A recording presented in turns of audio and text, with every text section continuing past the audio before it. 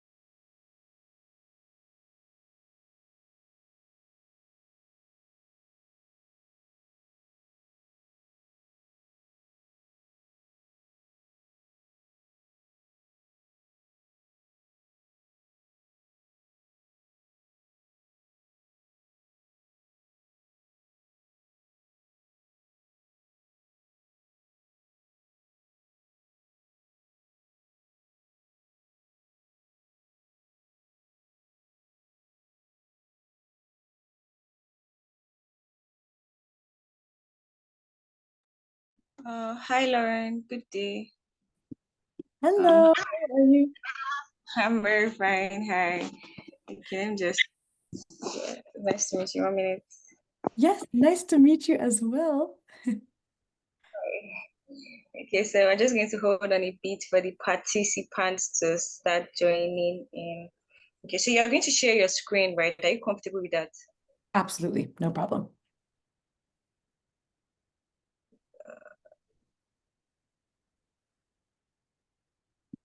It's all the autopilots right now. Right. I'm going to. Oh, this is a good number. Okay.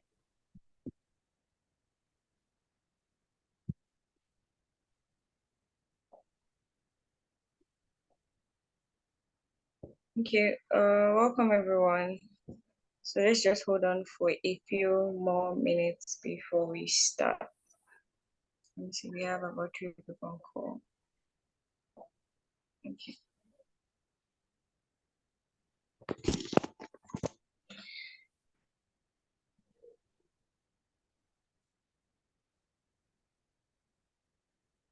How many people are you expecting for the call today? We're expecting about 29 people. Okay, nice.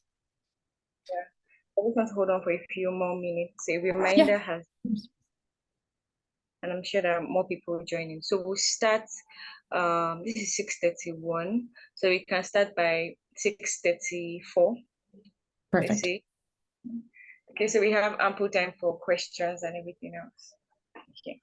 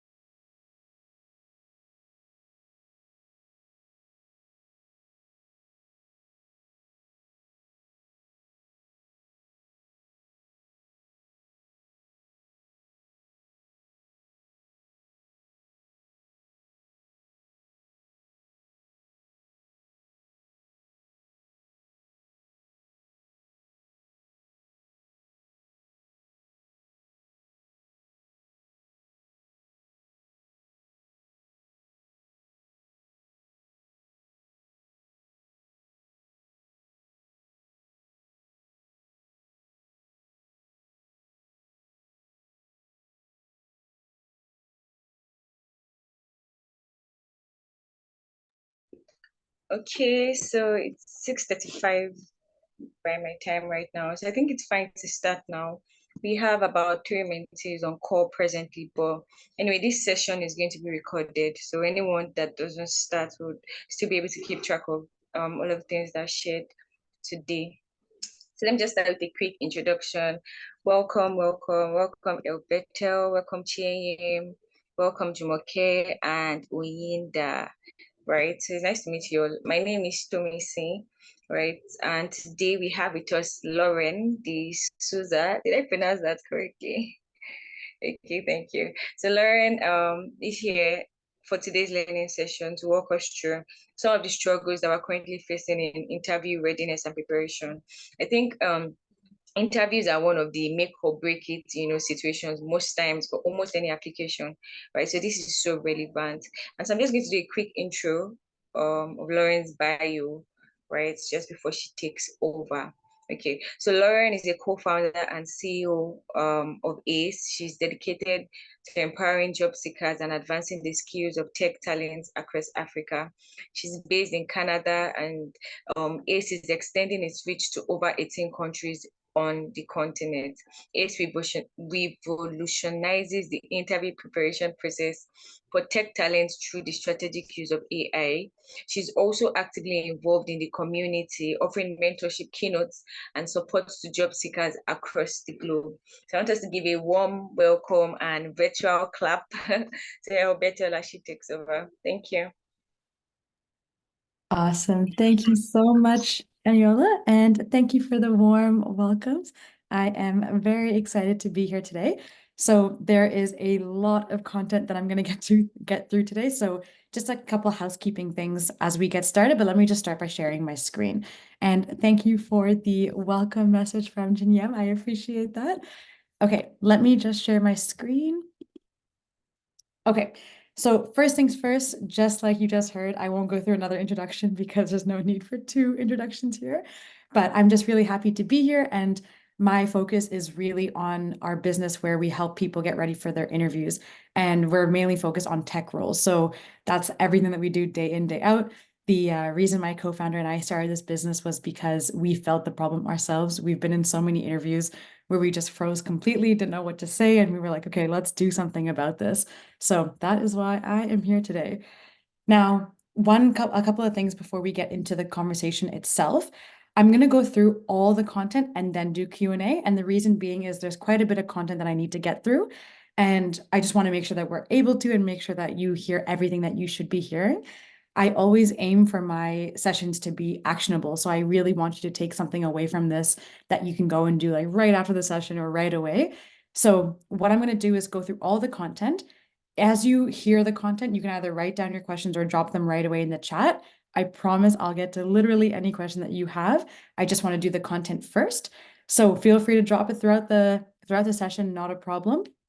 And a lot of times I have people also come to me asking things like, what do I do if I have a gap in my resume, or I'm new to the industry, or I'm in this specific situation? Can you help me?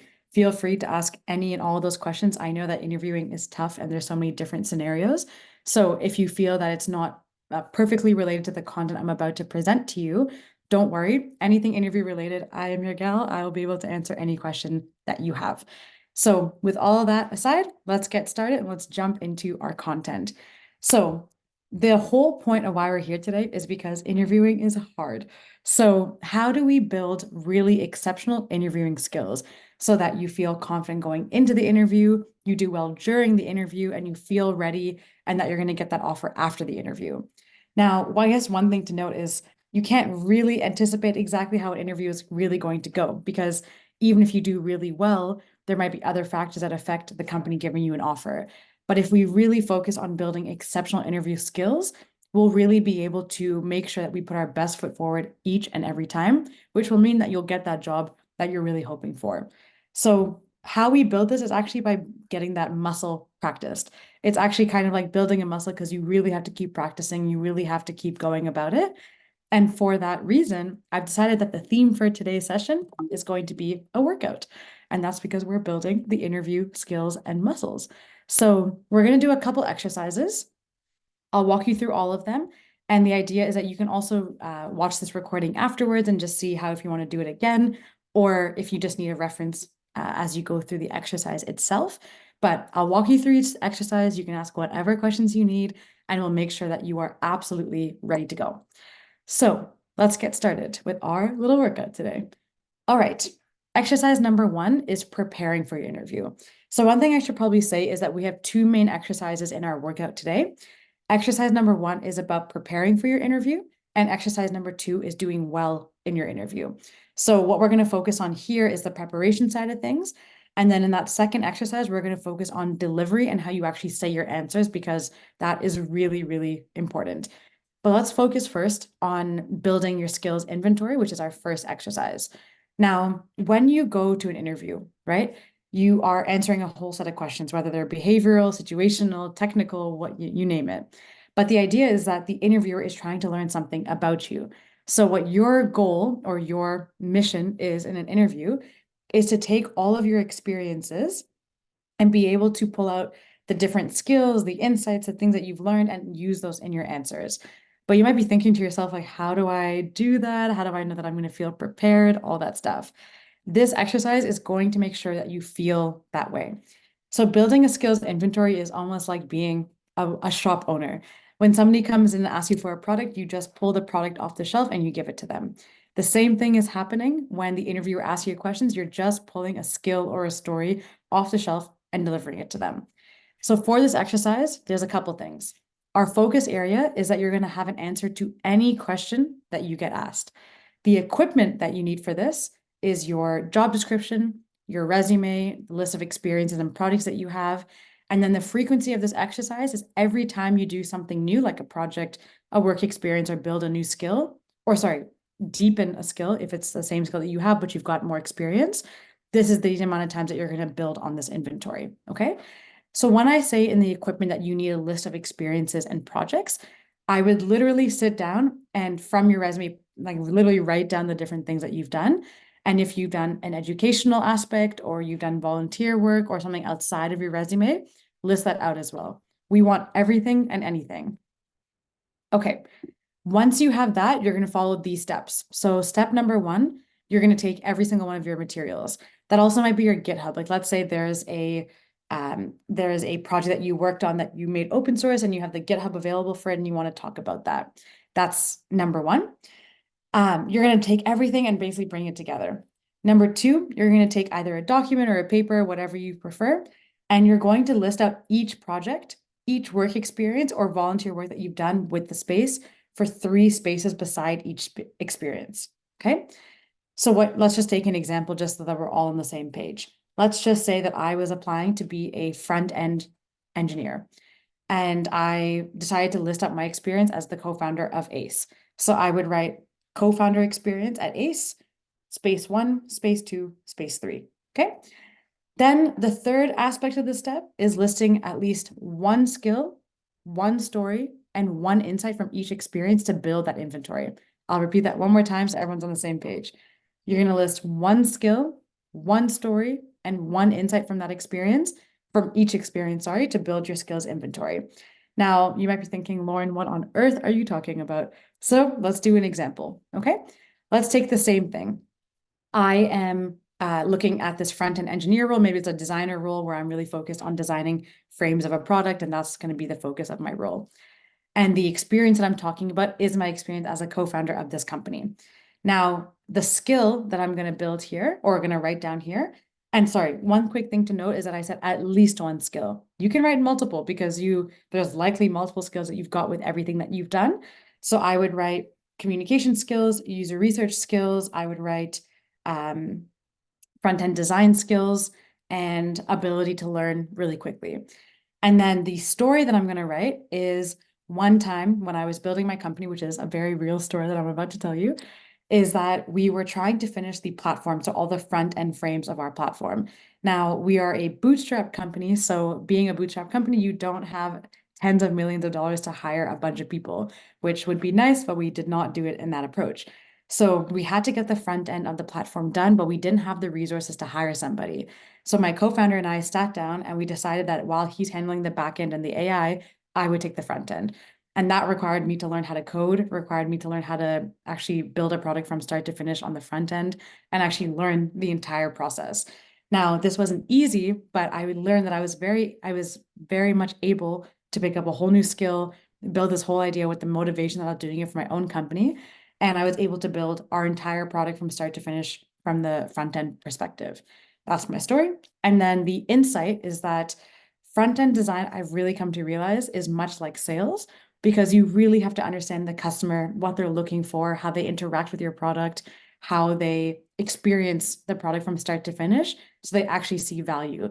And you should always be designing from that point of view versus just design and put it out there. Okay, so I mentioned a skill or multiple skills.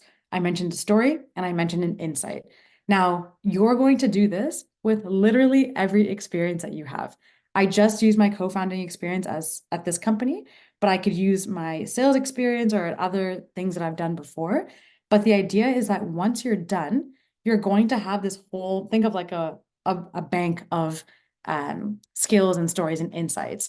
And why this is important is because when you actually put yourself in this practice to do it, you'll find yourself being able to easier or much easier pull from that experience when you're in the interview. For example, I can tell you that I've done this exercise and in a sales analyst or a sales person interview, I've been asked a question of, tell me about a time that you faced a tough situation. And because I pulled out a skill and a story and an insight, I was able to very quickly pull that story out and have it ready to go. So the idea is that the more you build on this inventory, the more answers you have ready to go. And it's unique because keep in mind, even if you have like one or two experiences, that's a-okay. But the more you can talk about, whether it's your sales experience or your coding bootcamp experience or your mentorship through CAWSTEM, whatever it might be, you want to touch on a couple different things that you've done because that paints this whole well-rounded picture of who you are. But all in all, the idea here is that once you've actually gone through this exercise, you'll have three things attached to every single experience or every single thing that you've done so that you can have a really good answer ready for any question that you get asked. Okay, so that was exercise number one. You're feeling the heat a little bit, maybe starting to sweat. I'm not sure.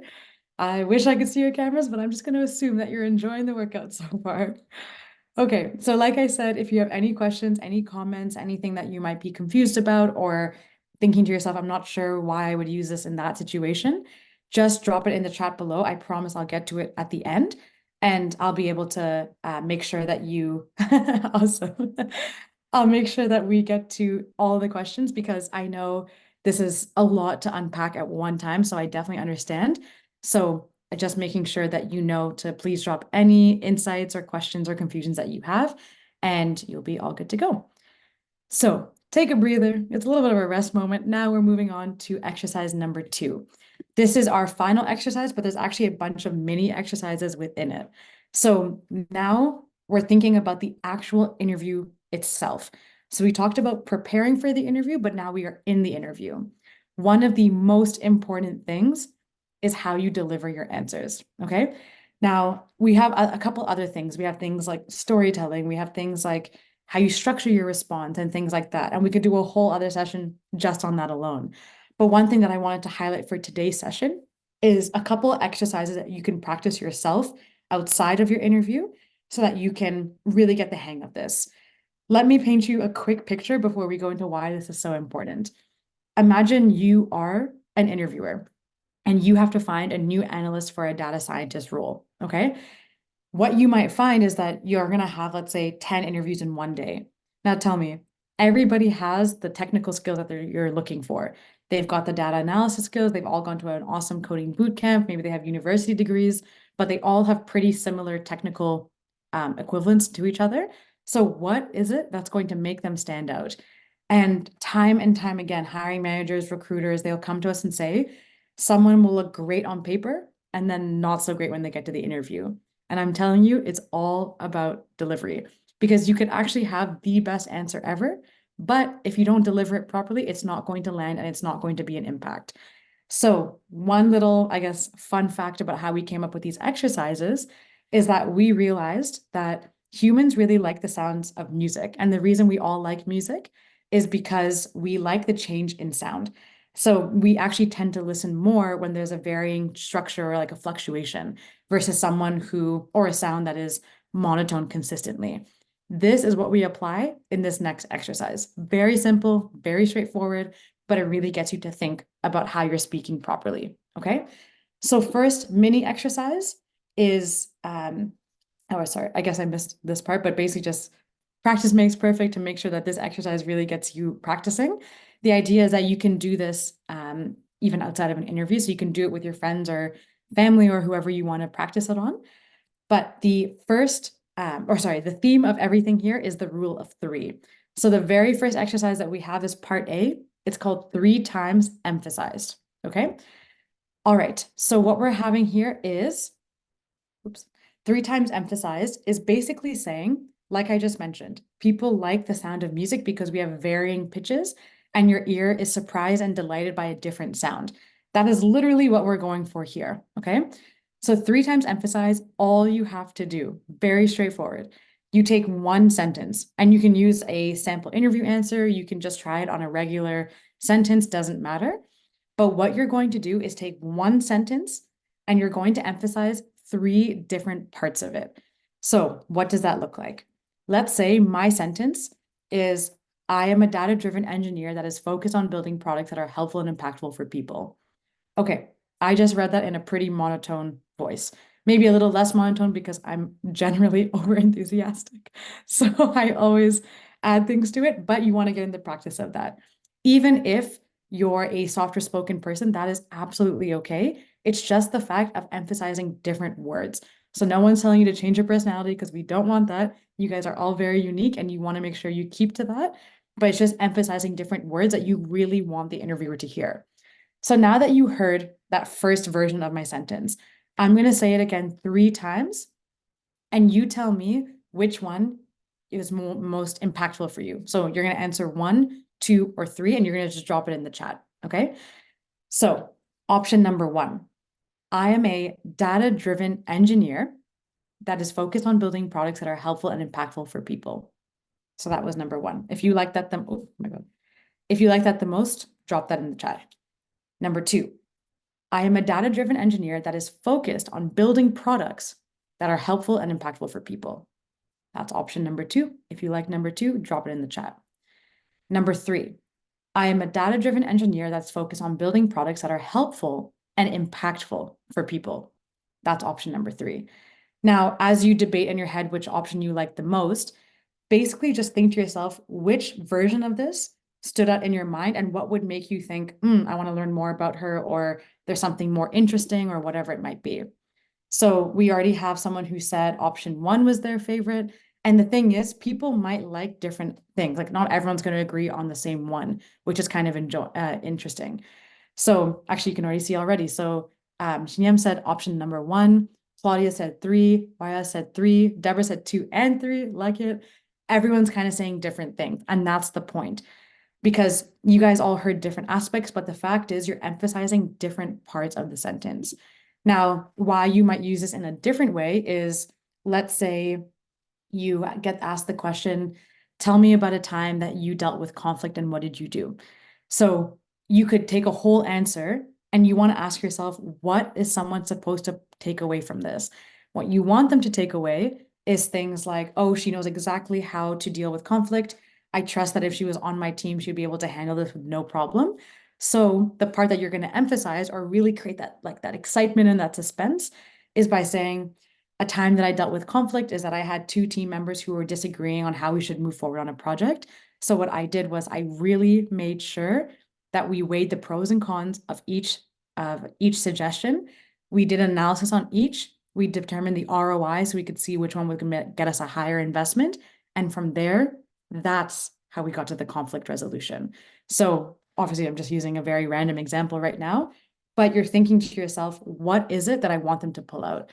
In these examples, I would choose the first one if I want them to know I'm data driven, if I really want that to be the thing that sticks. The second one, if I want them to know I'm a builder, so I can build products like that, just simple. That's what I'm going to say. And last but not least, if I'm, let's say, applying to a role where there's social impact involved or I care about their mission, then I would choose that. So the thing is, you want to be using whichever one makes most sense.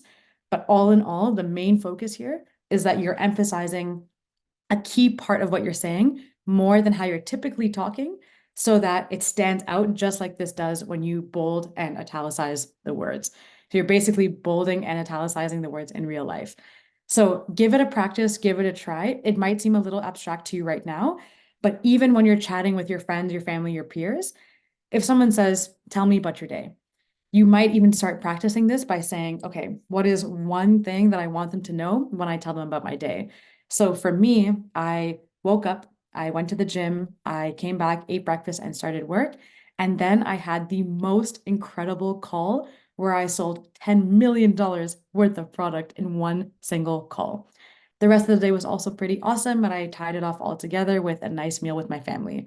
You're likely remembering that one emphasized part because I mean, I wish I could be selling 10 million in one day, but I very much took the time to emphasize that specific part of the question, the answer that I gave.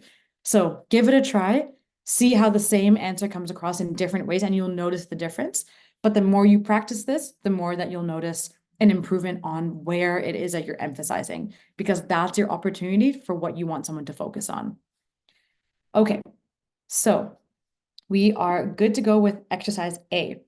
Now we're on to our last exercise, and I'm just checking the time to make sure. Okay, we're very much on time. All right. So part B here is called 3 pitches, 1 hit. Okay. This one is quite interesting. So we're still following this rule of 3. The idea is that everybody listens to things differently. So you'll see this in this exercise as well.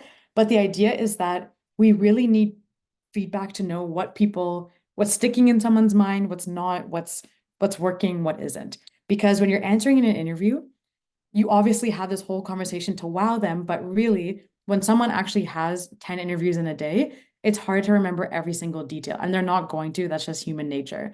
So if you can craft a really good pitch based on feedback and start to refine how you pitch your actual answer, you'll have a higher chance of being remembered in each of those answers.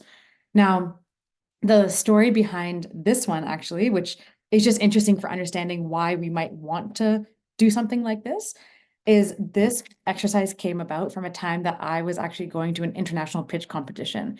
And they put us through these different pitch practice sessions. And so they made me actually pitch my company 6 different ways. And then I got feedback on every single one. And then they said, okay, because you're in an international pitch company or a pitch competition, sorry, you need to find a way to communicate globally to everyone in the audience. And I said, great, that is no easy task. Thank you so much for that. So the fact is, everyone learns things differently. We resonate with different things. But the fact is, when you get feedback, you're able to craft this one beautiful pitch at the end of the day. So this is all about the content of what you're saying. Now, for us, when we got the feedback from each of the 6 pitches, it was actually really helpful because some people like to hear the traction that we had, some people like to hear the data behind our metrics, whatever it might be. And so what we did in that final pitch was we put it all together to make sure that it catered to everybody who was listening, especially since you'd be talking to different hiring managers, different people, you're always speaking to different groups of people. So that's the thinking behind this exercise. Okay, so here's an example, okay? Typically, you might do this with tell me about yourself, but again, you can do this with any question possible. It's just this one's the easiest to have like a lot of different options. Now, we're going to do this exercise again. I'm going to read out the different options and you're going to tell me which one you like the best. And if you have the time or you're able to, please comment why you chose that option because that'll help us with putting together this one final hit. So, 3 pitches. Pitch number 1. My name is Lauren, and I completed my business degree with a minor in entrepreneurship. I'm looking forward to gaining new skills with this role. So I might have said that because I want to talk about my business degree, my education, and I want to focus solely around that. Okay, that was pitch number 1. So here's pitch number 2. I'm an impact-driven entrepreneur with a background in sales and partnerships where I focus my efforts towards building products that genuinely help people. So that's pitch number 2. That's me focusing a little bit more on impact and why I care about building products in that space. And then pitch number 3 is I'm Lauren and I have 4 years of experience as an entrepreneur and salesperson. This has given me the insight on how to sell in many different industries and many different products, a skill that I think would be very valuable to your company. Now, take a second and think about which pitch you think is the best. Obviously, in a very real scenario, you're saying a little bit more than this. I just wanted to keep it short and sweet for the purpose of the example. But if you have a second, drop which option you like the best and say why, like what was compelling about it or what made you choose that option above any other. And I'll give you a second for that. But while I wait for maybe just a couple people even to comment on their choice, I will just kind of guide you through how you're going to take that feedback. So if anyone provides me feedback, I'll be able to do that as a specific example, but if not, not a problem. I'll basically take the best of each of those options and craft something from there. Okay, Chinyam, you are my all-star. Thank you so much. So Chinyam said, I like option 3 because it mentions your experiences and how it would be helpful to the company. Okay, wonderful. So what I'm going to do from that option is she mentioned my experience. So I'm going to keep the 4 years of experience as an entrepreneur and a salesperson. Okay. Then I would keep the part where I think these skills are going to be very valuable to your company. Now, what I've gotten in previous sessions is they like option 3, but they like option 2 as well because they like the impact side of things. What I would do to put this all together is say something like, hi, my name is Lauren. I'm an impact-driven entrepreneur and salesperson with 4 years of experience. I focus my efforts towards building products that genuinely help people. And these insights have given me the insight on how to sell in different industries and different products, skills that I think would be very valuable to your company. So basically kind of combining a little bit of both in the options. Again, I can't stress enough that this is just an example and you're going to have to practice it and keep going. But if you work with your peers, if you just ask and see what people like about these different options, you'll be all set from there. And why this is so important is because you need to basically find a way to stand out in any interview that you do. And it's getting harder these days because competition is increasing. So being able to craft a really nice answer and being able to deliver it really well is going to be super important. So not to be afraid, it's just about getting that practice in, making sure that you hear that feedback from people and what sticks out to them and incorporating that until you get some really good answers. Okay, now hope you're all feeling well. Our workout is complete. So just a summary of what we covered. Number 1, our first exercise was building your skills inventory. So again, that's basically taking everything that you've ever done, whether it's work experience, volunteer experience, education, whatever. And you can also very much include something like CAWSTEM because you get mentorship. It's a professional building experience, very important. And then what you're going to do is leave 3 spaces beside each experience, write down 1 skill, 1 story, and 1 insight so that you have great answers anytime you're asked any question. Exercise number 2 was all about the interview itself with how we deliver our answers and the content of our answers. So the first mini exercise was called 3 times emphasized. We took 3 different versions of the same sentence and emphasized different parts of each. That way we can see how the impact comes across, and we can see how someone is actually hearing our message. Last but not least, we had our other mini exercise, which was 3 pitches, 1 hit. And that was all about crafting different pitches to answer the same question and getting feedback from others to understand what it is that really sticks in their mind. Feedback is key here because you're going to be doing a lot of interviews. And so you really want to get the hang of crafting those really good answers. Now, if we had longer time and we had more sessions, I would cover things like storytelling because that's very important and asking great questions and things like that. But let's start here, get this practice in, and you can always reach out to me if you need help with an interview because this is what we do day in, day out. But start with this and start getting the hang of things because you'll find yourself becoming more confident as you do these exercises. All right, that was a lot, and we're perfectly on time to leave enough time for questions. So I'm going to leave the chat open if anyone has any questions. And again, just a reminder of some things that you might want to ask. And you can come off mute if you'd like, or if you just want to leave in the chat, not a problem.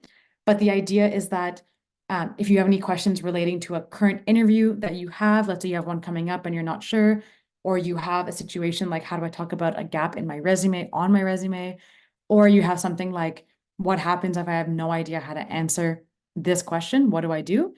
Please ask away because those are the most common questions that we get. We can cover all of it and any other things that come to mind. So I will stop talking for once and give you a minute to think about any questions that you might have. Okay, thank you for, okay, back on track. Thank you. Hi. Okay, so if you have questions, please just share them on the chat box. So I think I have a few questions myself, which I feel very helpful to everyone on the call. So you Sure. spoke about views, and I just wanted to find out, is there any website or present, let's say websites, for instance, where there are tests, mock interviews where you can log on to and just have some of those? I was wondering if you could share some of this with us. That's my first request, kind of like a question.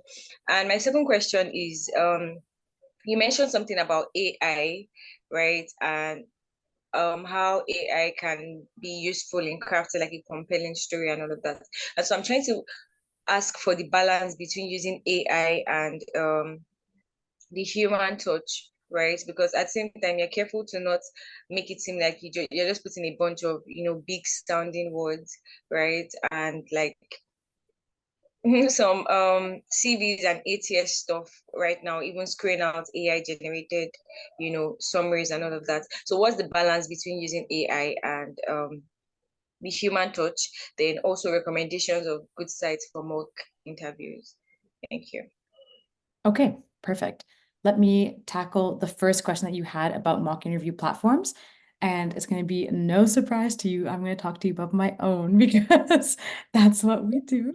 So, just to kind of give everyone an update here, we actually typically go to coding boot camps and recruiting firms to be able to spread out our platform, but we are relaunching our direct to user side in the next couple of days, actually. So I will share the website because we're actually relaunching our website as well. We're doing a whole full-blown rego of this whole thing. And I'll share the website with you, Eniola, for the CAWSTEM user base to be able to access. And so on our platform, just as a subtle plug here, what you can do is a couple things. Number one, exercises. So similar to what we just covered, but we've actually gamified all of them. So we've made it easier for you to click through and actually enjoy the exercises and make sure that you feel prepared. We also cover other topics like company research, how to ask good questions, storytelling, the ins and outs of your interviews, all those things, so you feel prepared. And then we have mock interviews. So you would go in, you would choose your role that you're doing, you would choose whether you're junior or senior, and then you would be able to do your mock interview. And what we do there is you video record yourself answering the question. And when you record the question, we actually give you a full-blown feedback report. So we tell you everything about what you said, how you say it, how you present yourself, do you have enthusiasm, storytelling abilities, all these aspects. So think of it like driving a car. If you are learning to drive a car, you're not going to read the manual. You actually have to go out there and practice and do the driving yourself. That is the approach that we're taking with our platform because you need to practice the communication skills yourself and actually in order to actually gain some practice and really do well there. So that's one thing that I would recommend.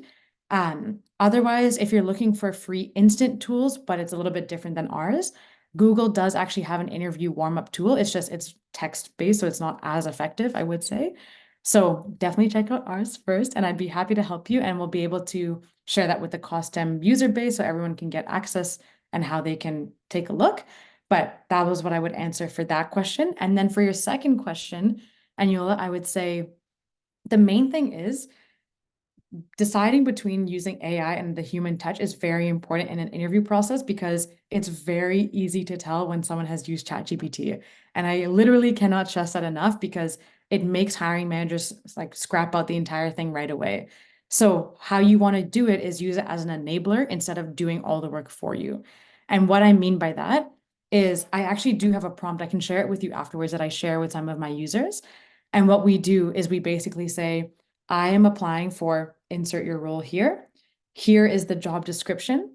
Then from there, not write me a resume, but more importantly, list out keywords that I should include in my resume, list out key insights about the role, and anything that I should think about as I write my cover letter. And so you can obviously make it more tailored. I have a bit more specific of a prompt that I would actually put in there. But the idea is that you need to be writing the resume yourself. It has to come from you because things are so AI generated these days that the people who actually do it themselves stand out more because it actually looks like a human has done it. So you basically want to use ChatGPT to enable you to look out for exactly how you should tailor your resume, but then you should go and write it yourself. And what you'll find is really helpful because ChatGPT will pull out things like, I don't know, communication skills, or you should look at this skill, or you should talk about this insight, and then you go and write it in your own terms. So that's the most important thing.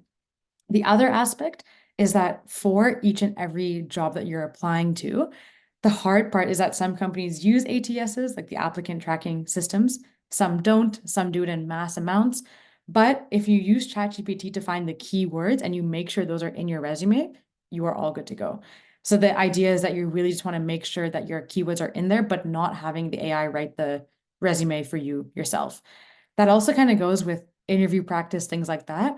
All these things are wonderful, but unless you're doing the practice yourself, you're not actually going to see any progress because you can't have someone do everything for you or like the AI do it for you. You should just use it to enable you, which is using things like ChatGPT to help with the keywords and the insights, and then something like ACE to give you feedback on your communication skills so that you know exactly how you're presenting. So basically, all in all, to summarize that, AI to enable you, not to do the work for you. Okay, thank you. That was very exhaustive, right? Right. And I never even thought about that. You can just get the keywords from ChatGPT and like craft it yourself. That's so useful, right? So I think my last question, I don't know, nobody said any questions. Should we instead? Okay, so let me just ask one last question, right? Because I know Sure. very discouraging to keep going for interviews and applications and getting very discouraging feedbacks, right? So I'm just trying to ask from your perspective, how would you advise handling that, right? Because it really does a lot for self-esteem, and it really does a lot for like what have I even did, should I still bother with this, like, so how do you navigate that and still ensure that you show up the best of yourself for the next opportunity you have? Yeah, that is such a great but tough question. You're really putting me on the spot. Yeah, I'm kidding. But it's just tough because it's such a hard experience going through a job search process.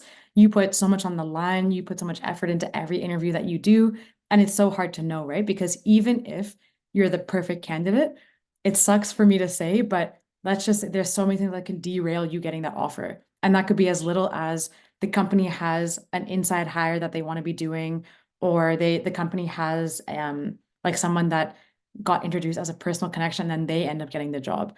Sometimes it has nothing to do with you. That's the hard part.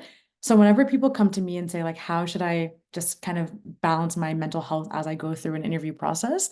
I honestly say you just need to try and treat it as unemotionally as possible. Like that's how we do it in sales as well. You get rejected all the time. I'm getting doors slammed in my face 24/7. Thank God for COVID, where they can only just end the call, which is much nicer. But the idea is that you need to prepare yourself like and say, listen, it's not going to happen overnight. Good things do take time. And you also want to make sure that you're choosing a company that you like as well. It's not just a one-way street. You should also be happy with the role in the company that you're after. But if you can treat it as experiments. So let's try the first five. Did they all fail? Okay. Anything that we think that we should improve for the next five and keep on going in that direction. It's honestly just a mental stamina aspect of reminding yourself like this does take time and this does like it's tough. But I would say one of the best things that have helped me through like sales or founder related stuff or whatever it might be that I think are very applicable to the job search process is joining programs like CAWSTEM when you have that mentorship and you can have people to lean on and you can chat with people about things that they're in the same boat for, joining these communities and just talking about it, and then setting that very strict thing with yourself of saying, okay, it's not going to be overnight. I have to be understanding that it will take some time. But very hard for me to answer that question because I feel like it's different for everybody. But if anyone ever wants to talk about it, I'm always here because that's what we do half the time with our users because we get how hard it is. So I think it's just setting those experiments, seeing how they go, reiterating and seeing what you can fix to improve for next time, and just being kind to yourself and realizing that it is a hard thing to do. So might not be the best answer, I'm not sure, but it's probably the most honest one that I can think of. So that's what I would say for that. Thank you so much. And just to add to that, right, I think even corroborating the point you said about practicing, right? Sometimes you really need to feel to just practice over and over and over again. Thank you. That was really helpful. So I think we have a question in the chat from Yes. Deborah. Okay, so Deborah says, how do you generally improve public speaking and communication skills? Also, do you have a coaching program? Deborah, if you want me to have a coaching program, I'll make one for you if you'd like. I have a tough answer for you, Deborah. I hate to tell you, but the improving public speaking and communication skills is honestly all around practice. I genuinely just can't stress that enough. There's nothing to me that can simulate the nerve-wracking aspect of being in a like in front of an audience and having to speak, whether it's virtually or in person or whatever it is. So in general, for the I guess improving the public speaking, maybe try throwing yourself into events where you can speak to an audience about something, or maybe it's within your company if there's a large enough base if you want to host a topic about something. Or here in Canada and the US, we have something called Toastmasters, which I'm not sure if it's a international thing or not, or if virtual, I'm not sure. But maybe searching for like online public speaking practice like sessions. But the fact is like you just need to get out there and do it, because I wish I had a better answer for you. But what you find is that, oh, great, it is international. Okay, so Toastmasters is a great example. I just thought it was just North America because they had all the in-person ones, but glad to know that it's international. But the fact is, like, you really do just need that practice. And then to do with any sort of coaching program, reach out to me if you actually wanted direct help with this. I'd be more than happy to help. I myself started this entire business because I found my communication skills were very weak, and I realized that you really need to have strong communication skills in order to really get anywhere, whether it's a promotion or the next job or run a company or whatever it is. So I just kind of put myself into networking events, trying to speak at things on topics that I was really well known about, and just kind of continuing from there. But you can always reach out to me. I can always think of ways to also help you get that practice and just chat with you about your communication skills and be able to help in any possible way. So I hope that helps, Deborah. Um, and Chinyam says, okay, not a question, but more of an observation. The workout would help someone with social anxiety build more confidence while exercising that muscle. Yes, I agree. That is a great point, and I really appreciate that. I think it's actually just getting out of the nervousness, because actually a lot of people feel a lot of social anxiety in interviews as well, because you're in this environment where you're thinking, okay, this person is judging everything about me in the span of 30 minutes, and this decides whether they're going to give me the role or not, adds a lot of pressure, adds a lot of anxiety. So I think just helping to get yourself out of that, practice how you're going to deliver, how you're going to speak, and how you're going to say things is really going to help you with that. But I love your observation of helping somebody with social anxiety in general, because I think that's very, very important. All right. Any other questions, observations, anything that can be answered? We still have about 12 minutes, so if no one has questions, I'll give you some time back. If not, please feel free to ask. Otherwise, we will be on our way before a nice weekend.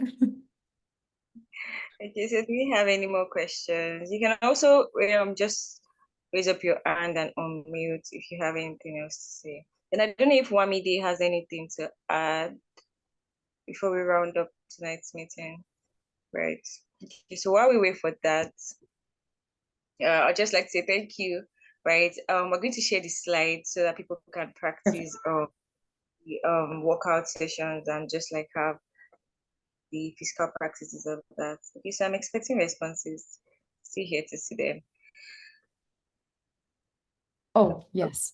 Deborah made a great point. Let me just give me 1 second, because I'll put my LinkedIn and our website so that you can take a look.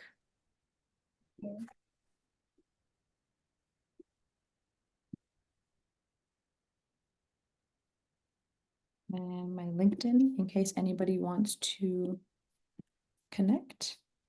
Which also, I post a lot of interview content and things like that, which I'll be doing more of in the coming weeks as we relaunch our website and everything like that. So maybe LinkedIn is even better than our website for right now as we get everything relaunched. So there is everything. And thank you, Faith, for the kind words. I really appreciate it. I hope it was valuable. And again, always feel free to reach out to me. I know how tough it can be, and I've been there one too many times, I think. So if you even just want to chat about your experience so far, or ask any other questions, please feel free to reach out to me, and I would love to meet you and learn more about your journey as well. All right. I think we're good to go then. Thank you so much, Lauren. It was a really great session. It was you covered a lot in such a short time, right? And I'm sure applied all of this to so many things, right? I will definitely send feedback to you from CAWSTEM team and also from the mentees. So thank you Perfect. so much. Yes, you can reach out via LinkedIn. Why are you guys asking? Well, Miri, yes. Please go ahead. Hi, Lauren. Thank you so Hello. much again. This is good as usual. Thank you. I'll definitely catch up with you in the coming week. Sounds good. Thank you. I wanted to just butt in a little on the program itself. So this is actually just to the mentees. Two things. When you join, I've been meaning to say this for a while, but I keep forgetting. And basically, when you join Zoom, you can actually rename yourself. So I see someone whose name is Mama's iPhone. Remember that we talked about visibility and we talked about just putting yourself out there in the right way. So even if you are signed in as something else, every time you're on a call, you can actually rename yourself. Just go to the three dots that's I think beside your name, and you can rename it. And then second thing is that you should drag bodies along. When I first joined, I think there were about maybe 9 or 10 people on the call. And I think we can definitely do better in getting more and more of the participants on the call. I know people can still take their time to watch, but it will be great if you're on these sessions as well, because these connections are also very valuable for you and for your good. So I'm just going to implore and encourage you all. When you join meetings like this, if your body is not on, that's actually part of why you have a body. You should check out and look out for them and remind them to join the program. So well done. I do hope that you guys caught a lot of tips and insights from Lauren. Everything that Lauren shared is valuable, not even just for you in your early career, but even people much later. So please apply these. And yeah, that's pretty much it. Thanks again, Lauren, and thank you, Tony C, for facilitating the session. Thank you so much. Thank you, Lauren. Thank you everyone for joining in. The slides will be sent and everything else will be shared. Okay. Have a good night. See you later. Bye. Okay, bye-bye. See ya.